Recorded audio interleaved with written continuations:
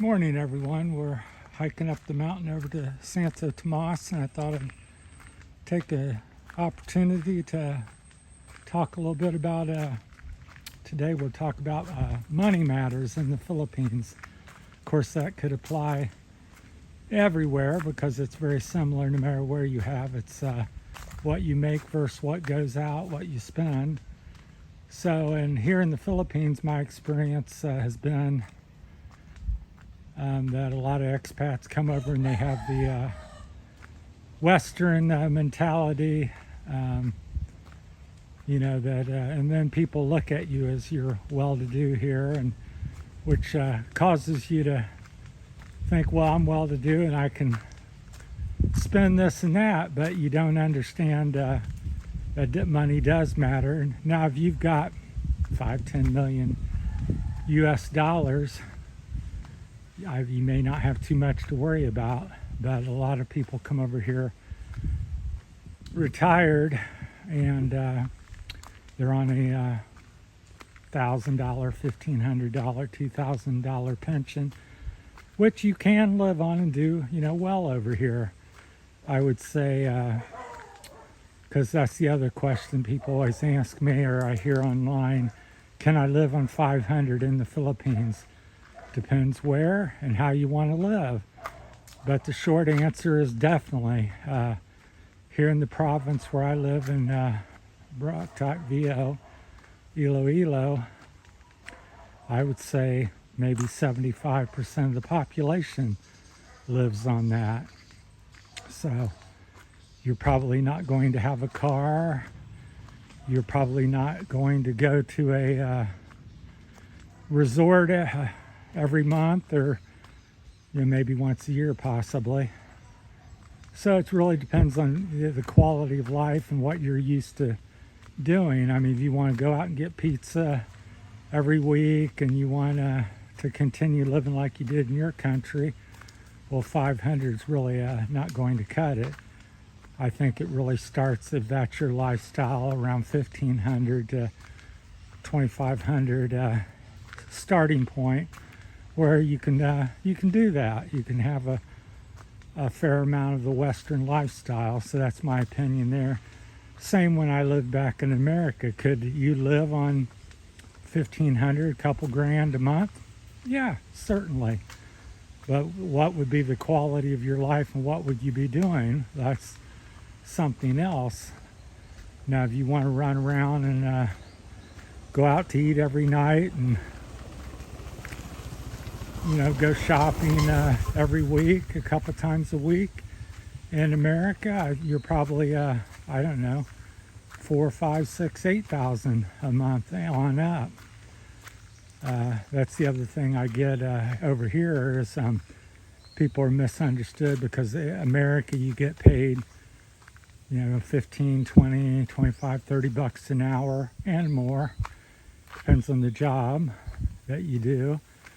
And everybody's like, well, that's, you're rich and that's fantastic money.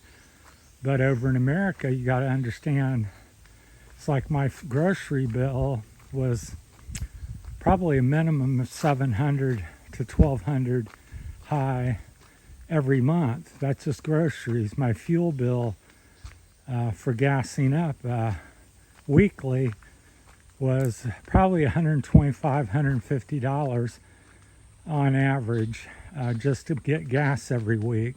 So again, that adds up to $500-$600 a month gas bill just for fuel. So even though you're making what appears big money, it's not so much.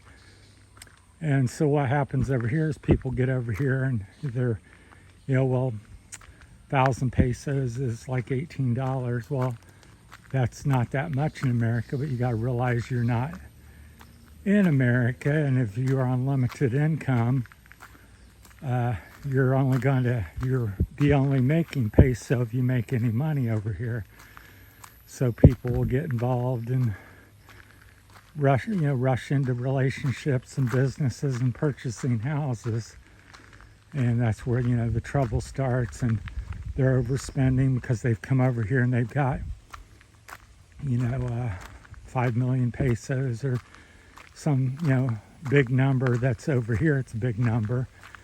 And they think, well, I can help this family and start this business and give to all the different people. And quickly they find out they're in trouble. And then also once you start all these practices, try to keep the camera up so you can see everything. You set yourself up for, people expectations.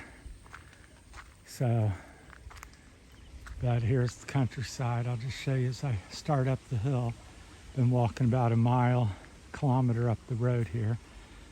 And it climbs up to the top of the mountain there. So I do this anywhere from a couple of days to 5, 6, 7 days a week. So I like to talk, even though it's difficult to talk and breathe and walk the dog in the other hand all at the same time. But it's a beautiful sunny day here. So that's where I think money, matters. So I would suggest, just live well within your means. I think that's what you should do anywhere. I kind of practice anywhere from 50% of what I could spend to 25% or something is my general practice. So if I can't afford to buy, in other words, if I can't afford to buy 2 to 4 of the items, I usually just don't buy it, because the people don't understand that you've got to, once you purchase a home or purchase a new car, or it doesn't matter what you do, well, at some point you got to start fixing it and updating it and replace it at some day. So, and a lot of people stretch themselves out. I got a new car and I spent every dime I got on this new $60,000-$80,000 vehicle because it's my dream. And when they have any difficulty, well, their dreams sold out the door for half the money to somebody else because they didn't do right. That's why it happens in the Philippines a lot. So just take your time and don't rush into things, and understand the value of what your money is worth and what the money is over here as well. And once you get here, I think, like I said, the mistake is that you don't understand you're in the Philippines, and 500 pesos is what most people work for and under a day. So that's you have to reset your money clock, so to speak. So, but that's a little bit on money matters. I just thought it warranted a separate video, and there's, again, I could probably talk 2, 4, 6, 8 hours about that. But if you have any questions or comments you want to add to it, that's why it's part of the comments are there.